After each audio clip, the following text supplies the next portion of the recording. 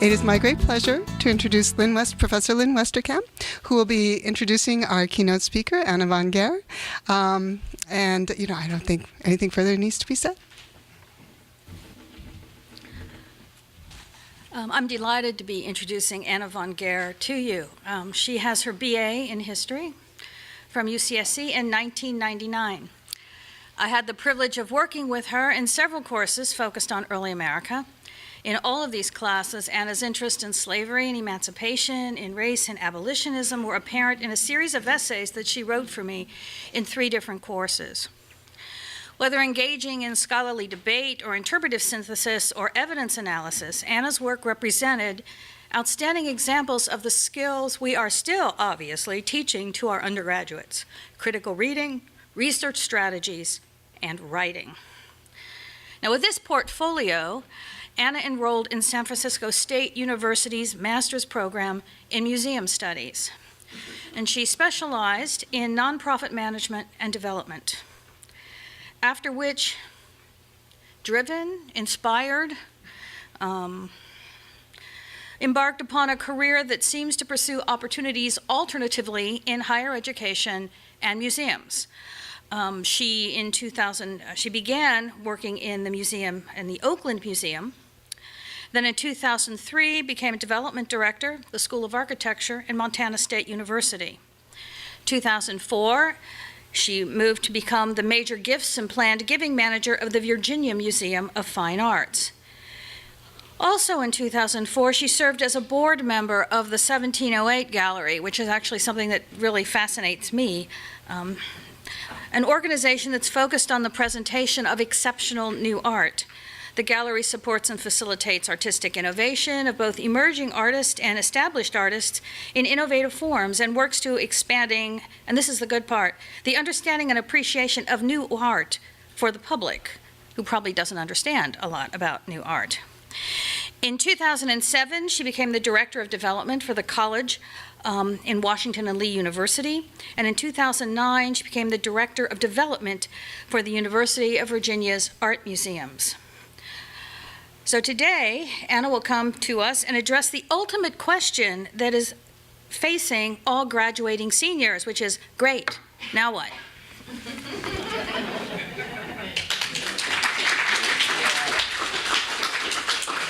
Hi, thank you so much. I'm so excited to be here.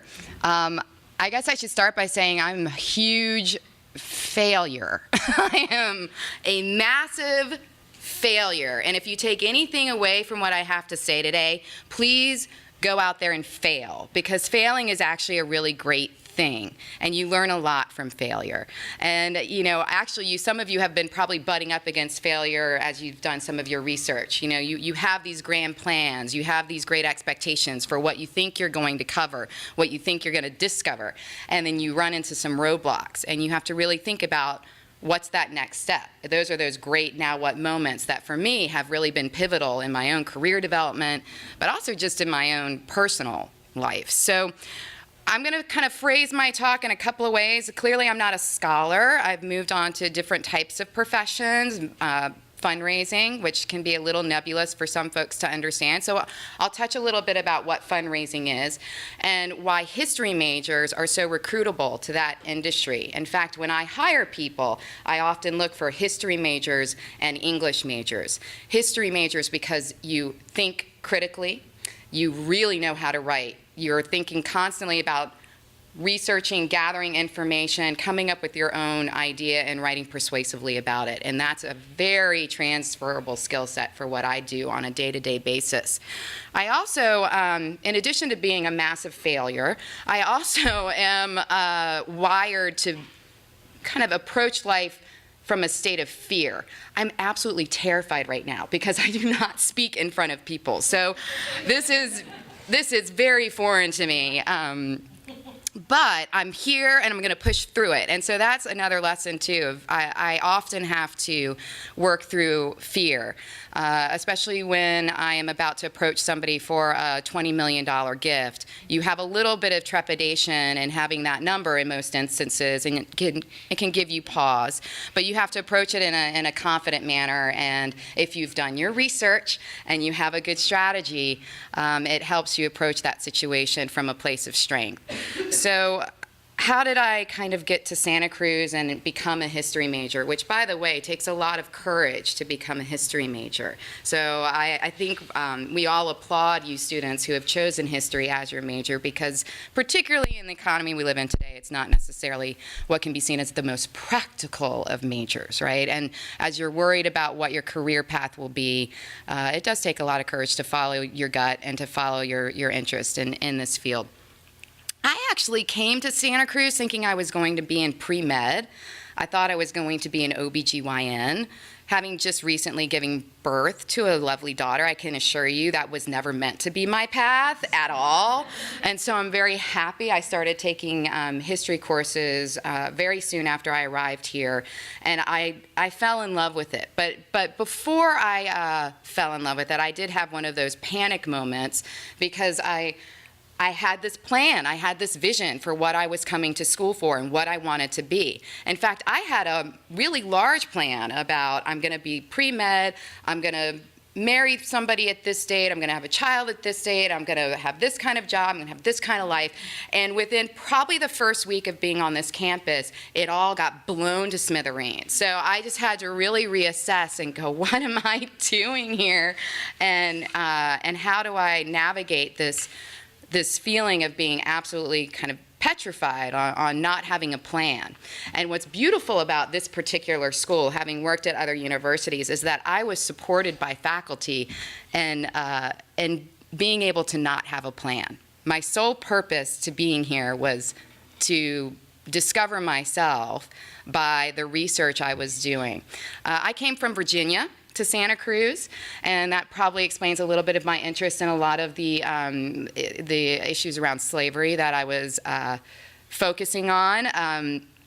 I loved history. I love talking about people. I'm trying to figure out why people are behaving the way they are. I love trying to think about the whole picture, the religious connotations that they're dealing with, the socioeconomic background, their family influences, all of these things. And I do that on a day-to-day basis now, because my whole job as a major gift fundraiser is to identify people's passion points and what motivates them and what will make them do a very transformative gift to an institution.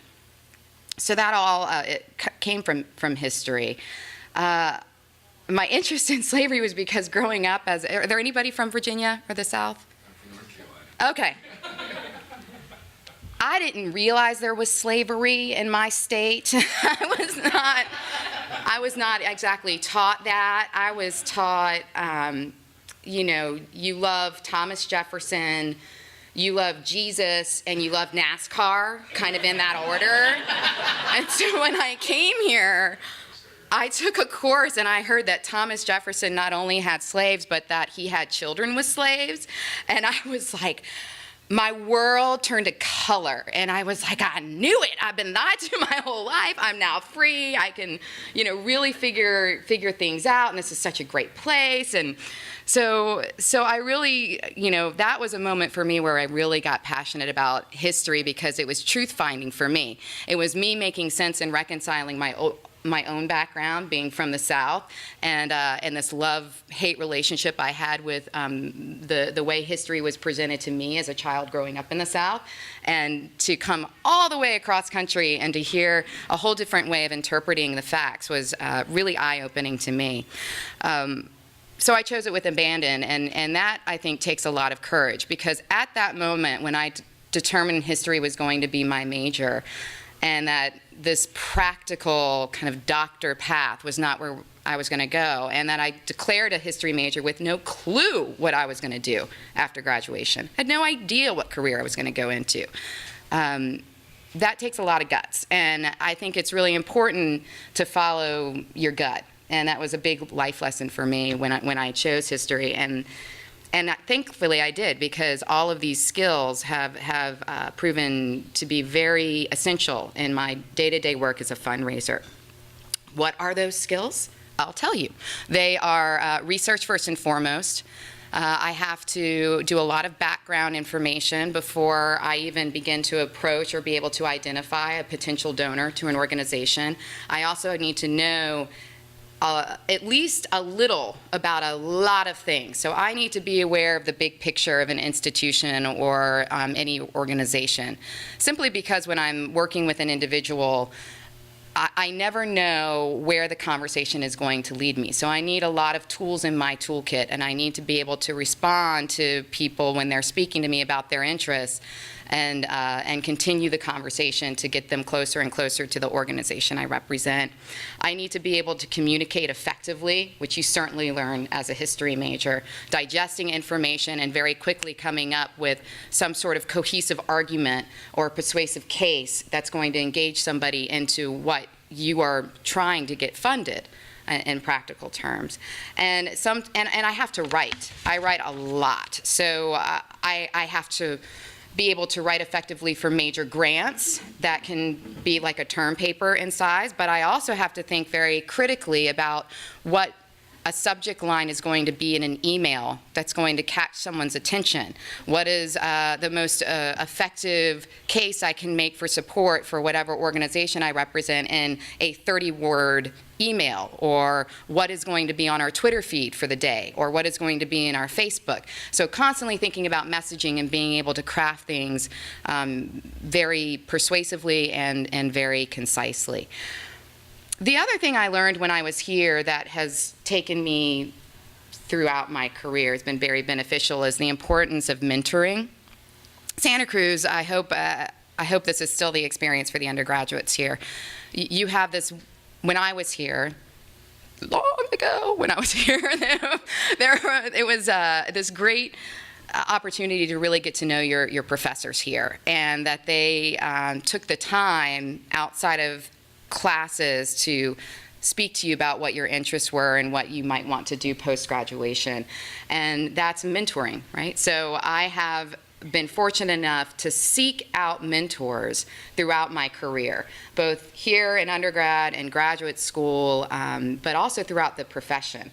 And that's also a skill I learned as a researcher. We're very open to doing what we need to do to get the information that we need. And so one thing I like to think of about history majors is that they're self-motivated, which is why I recruit them so much. If they have a problem, they tend to instinctually know that they need to go pick up the phone or do some, Google it or whatever it is you're trying to do to find the answer on them. So they will try that for themselves before they come to get it fed to them. But it was Professor Westerkamp was my mentor here. So, I can just tell you guys, if you get invited back here, your favorite professor will take you out to dinner. It's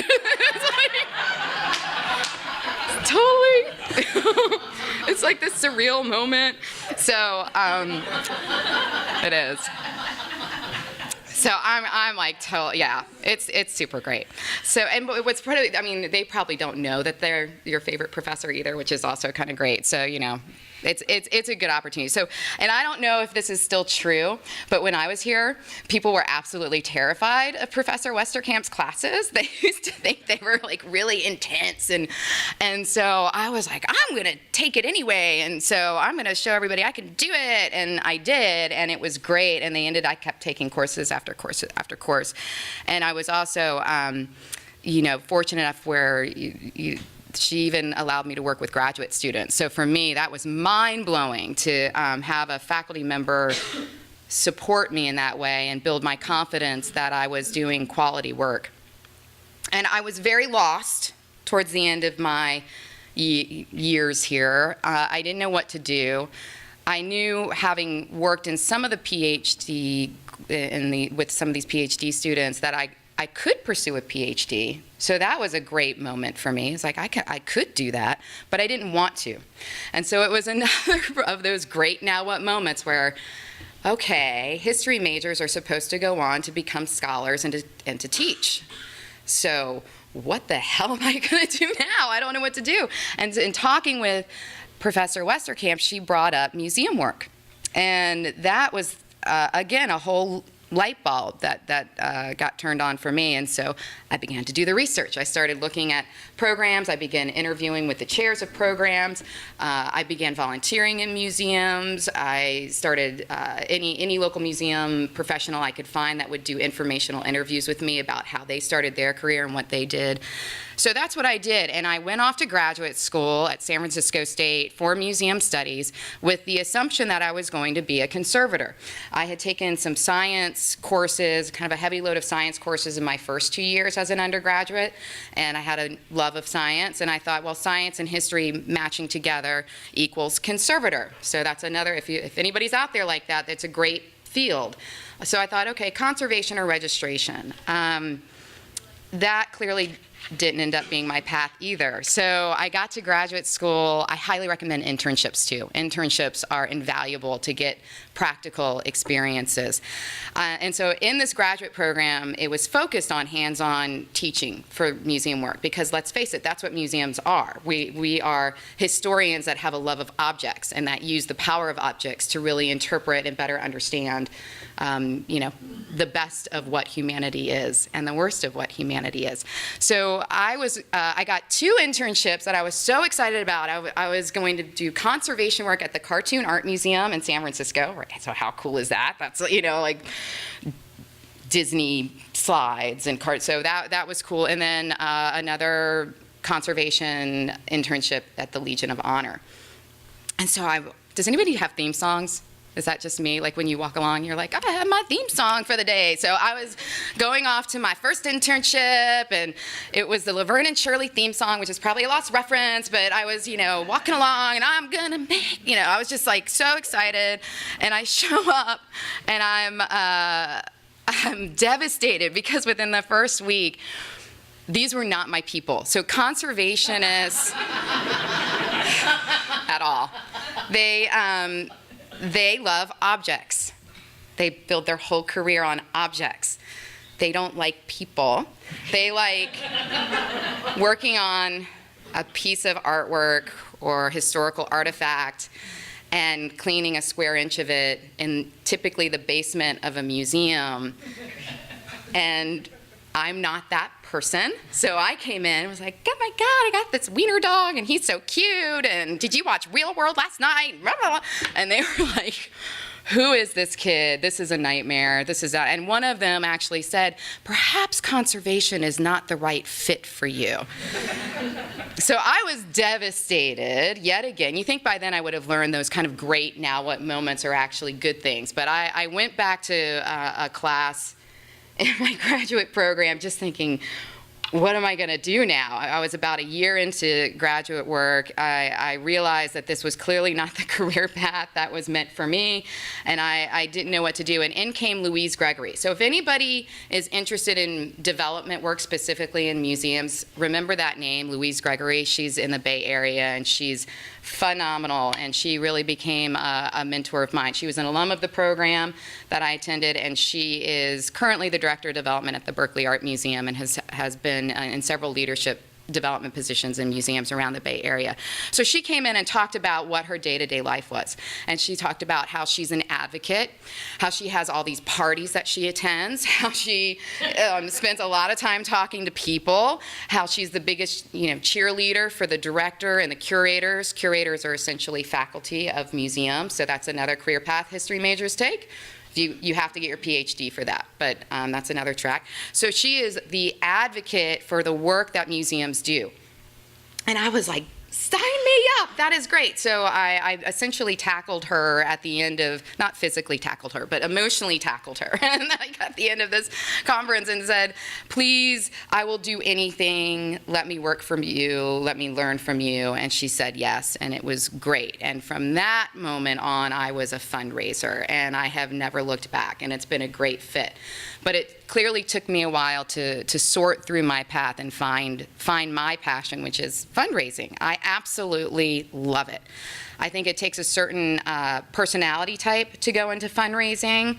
If you're an introvert, you're probably not going to be a good fundraiser in the major gift because your job is working with people.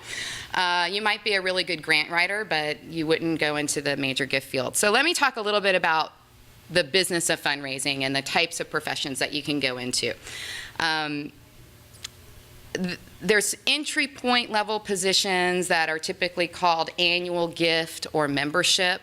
That's a very transactional type of development work where the donor doesn't have to think that much. So when you all get solicitations after you graduate from this university to provide a $50 gift, first of all, you should do it. I highly recommend it.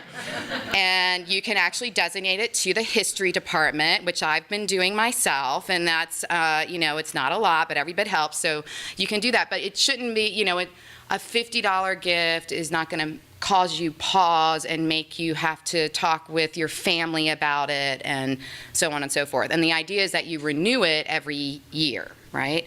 So that's a transactional side of fundraising. The next level is major gift work. And that's when you're starting to work with donors who are needing to think about the types of gifts that they're doing and who are looking at it as an investment and who feel more ownership about the organization. Plan giving is another field. It's where you're working with individuals who are making gifts using estate planning. So that's making gifts in their will, making gifts with different trust arrangements. So that making gifts of real estate fall into that category. And then directors of development kind of oversee the machinery and also typically manage campaigns. And campaigns are kind of the method of our industry, particularly in the last few years. We've had these mega campaigns where you'll see, the University of Virginia is closing out their campaign next month, and it's been a $3 billion goal. So these really aspirational goal, $3 billion, that's crazy. That's a big goal, but that's what they do. And so my personal goal at UVA was 30 million to close that out. And we closed out at 50 million, but you have really high targets. So as a fundraiser, you also need to be, able to handle the pressures that come with that kind of dollar amount and campaign amount. I like to think of development as being like Batman, and not the kind of the older, like tight-wearing Batman, but the more recent Batman. And I really do. I think about this all the time. I have a whole closet full of black suits that I wear, which is a kind of iconic look for a fundraiser. It's not about me. That's the big thing. So like Batman, you do a lot of good work, but you get no credit for it. And in fact, if you get credit for it, you're not doing your job. So I was just out to lunch and somebody was asking, are you like a lawyer and do you get clients and then you take them with you? I said, no, I'm not doing my job. They shouldn't be giving money because they like me. They should be giving money because they love the institution or the program that I'm representing. So, it's a pretty selfless job in nature, but that's what I like. That's what I find most rewarding, because although you deal certainly with some individuals that have ego and that want to see their name on things or want tax breaks, that's typically not the driving force of the conversation. What they're really thinking about is their own legacy. They're thinking about the passion they have for a specific program and wanting to serve others and do good. And so that's a really great job, is to be representing something you really care about and see good come out of it. It's amazing. So it's not about me. It's really first and foremost about the donor. So I'm there to facilitate the donor's wishes. I'm there to understand that donor. I'm there to really hear them, and because no offense to administrators and universities, but often they hear what this is what I need. And they will go into a donor and say, but this is what I need. And the donor say, oh, I'm more interested in this. Right, but this is what I need. And so my job is to hear what the donor really wants to accomplish and then match it appropriately to the program that they will invest in, and then steward them, which is to make them feel really good about what they've done, so they'll hopefully do it again. So it's first and foremost about the donor. Second, it's about your organization and what you're representing.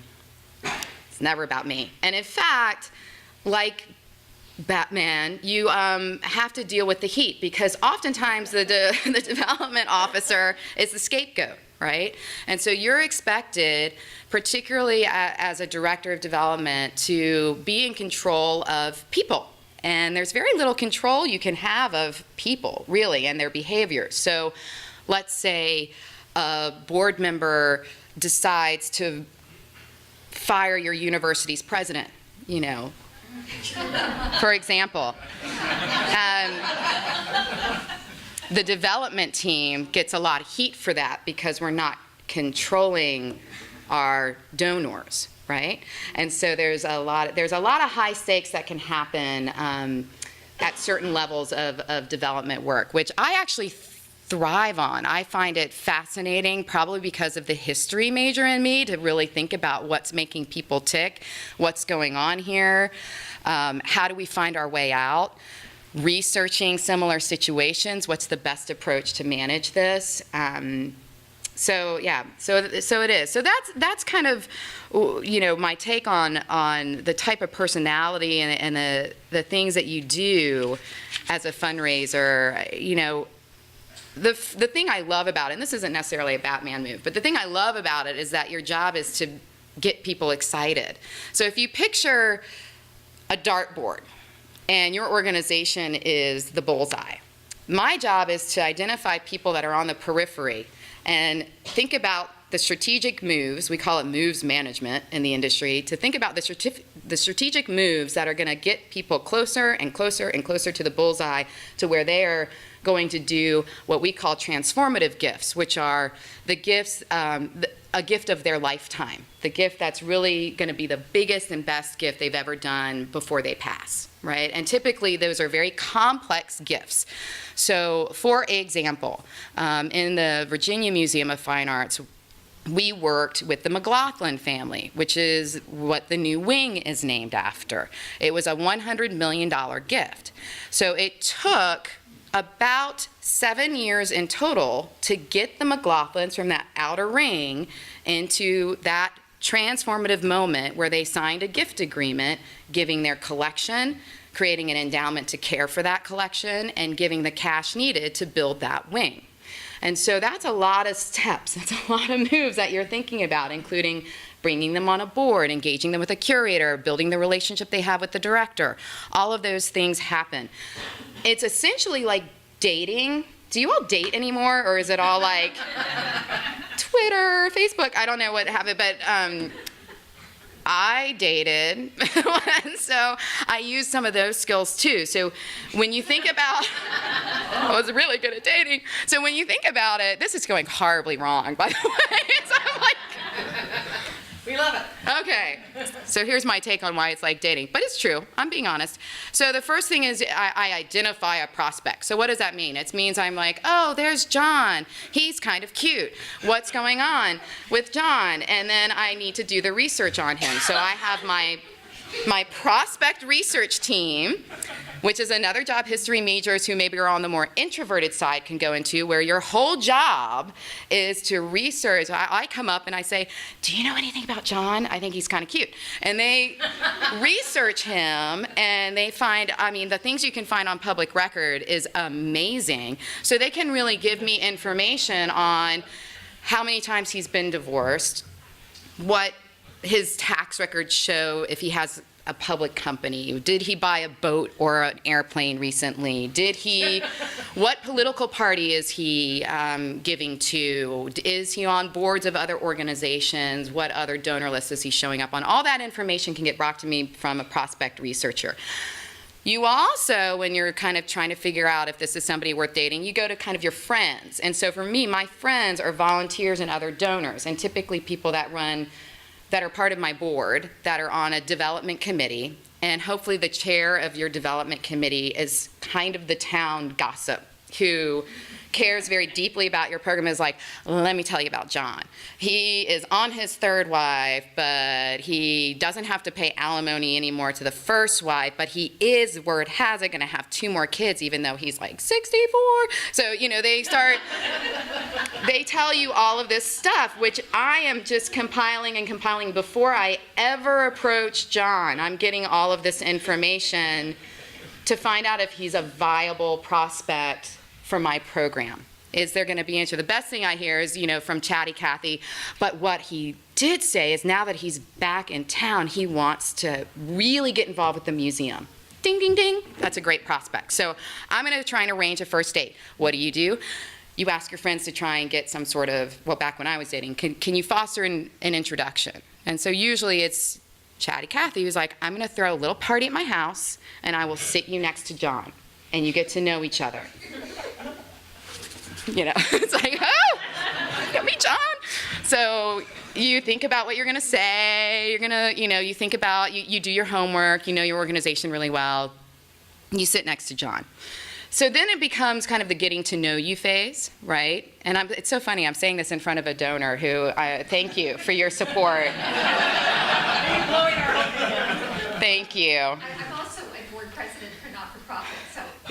You can correct me if I'm off base. It sounds pretty good to me. So getting, yes. On the Foundation Development Committee, we like hearing this stuff. Okay, so then I view it as kind of that getting to know you phase where I'm sharing and they're sharing, and I'm asking a lot of questions. You know, where did you grow up? What artwork is on the wall? Tell me about that. Where did you go on vacation? Where did you go to school? What was your favorite professor? You know, what are you doing? How did what you learn apply to your job? All of these things. I start asking these questions to get into the information that's really critical for me in major gift work that's not going to be provided to me by the prospect research team, and that's not going to be provided to me by kind of the volunteer who's been giving me all the background information. And so that can take several months. On average, a major gift takes 18 months from start to finish, from the time you first see John across the room and you're interested in him to the time you ask him to marry you. It's about 18 months. And in that time, you're thinking about what moves to make. And as you're asking and getting to know John, you're also going, well, gosh, you're interested in K through 12 education. Have you met our academic curator? Why don't you know, so for my third date, why don't you come over and meet the academic curator, do a museum tour, and that goes well. And then you say, oh, fourth date, let me introduce you to the director of the museum. Fifth date, let me ask you to be on my board. That's kind of a first commitment, and there's a financial commitment to that. So now we're going steady, right? Now we're going steady. It's getting serious. And then through that engagement and through that volunteer service, the language John's telling me starts shifting.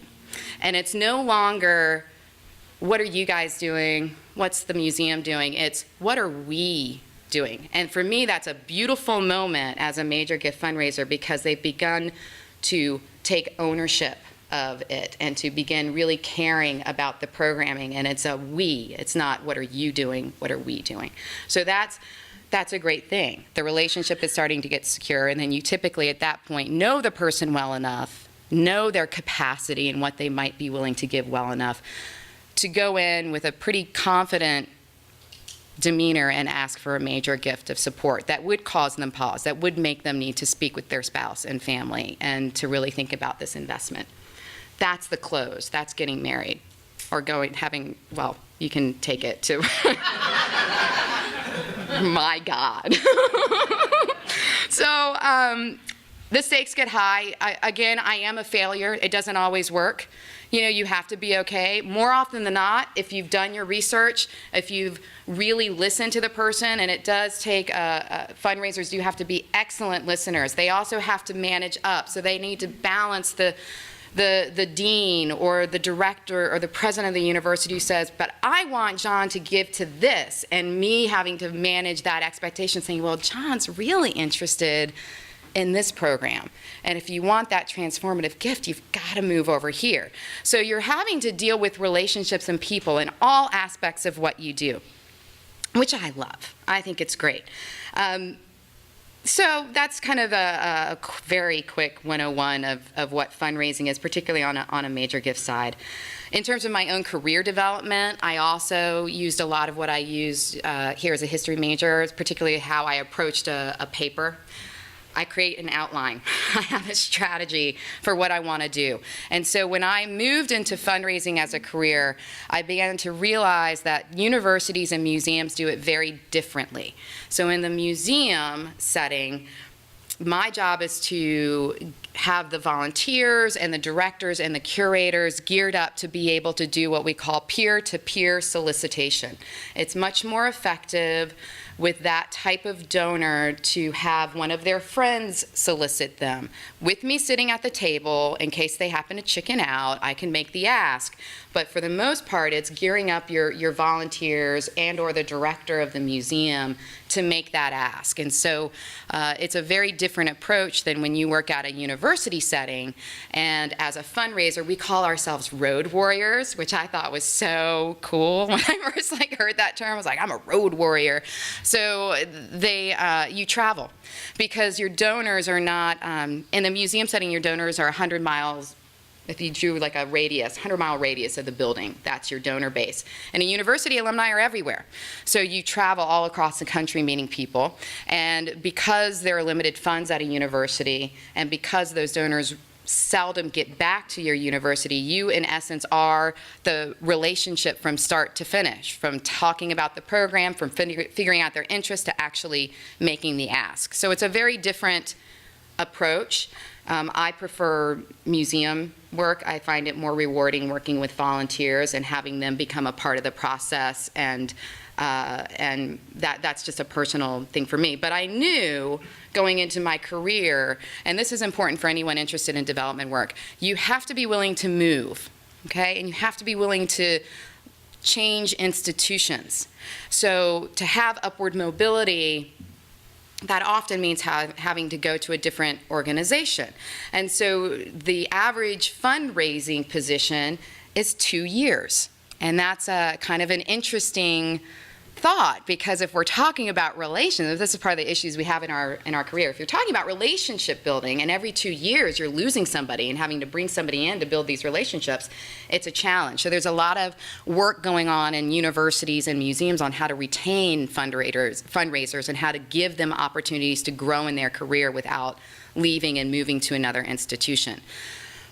But when I came in, that wasn't necessarily the case. So I really did move. You heard as Lynn was talking about my career path, how I changed in institutions. I also knew that I wanted to balance my skill set by having university fundraising and museum fundraising. And that was very key, because now I feel that I am employable. And this is something I want history majors to hear. I am very employable. I have headhunters calling me all the time for organization. Everybody needs fundraisers. When the economy tanked, my value went up. So everybody needs fundraisers, and everybody needs qualified fundraisers. So because I have this university and museum, I get double the calls because I have these two skill sets that are on headhunters' lists. So, I hope this is helpful. I kind of keep thinking that, is Bon Jovi a lost reference on people? Bon Jovi, it's your life, it's now or never. I just have this moment of, I want you all to just be fearless when you graduate and trust that it's all going to work out, and that it's really okay to fail, and, it's okay to be poor and happy. It's okay to be okay and happy. You can have a lucrative career in fundraising. And I think it's been a great match of the things I loved about being a history major and how I use those skills very much in my day-to-day life. And the fact that I get to predominantly work in museums, which as a history major I think is also pretty fantastic. So I really recommend it. And museums in general, even outside of fundraising, history majors, like I said, curatorial track is a very interesting track. You need to get your PhD for that. Conservation, if you hate people and like objects, that's your field. You can do that. Registrar is kind of the same thing. That's the person who's the manager of the collections and knows where every single piece is and does it's essentially a card catalog. It's managing the database of collections of objects, loan forms in, loan forms out. A lot of history majors go into that. And then the whole administrative side is where I've been focusing my attention, the fundraising, the marketing, audience development, how working with the education team on how to create exhibitions and take the new scholarship that's created by our curators and make it accessible to the widest possible audience. So that's it. That's all I've got. Is that long enough? All right.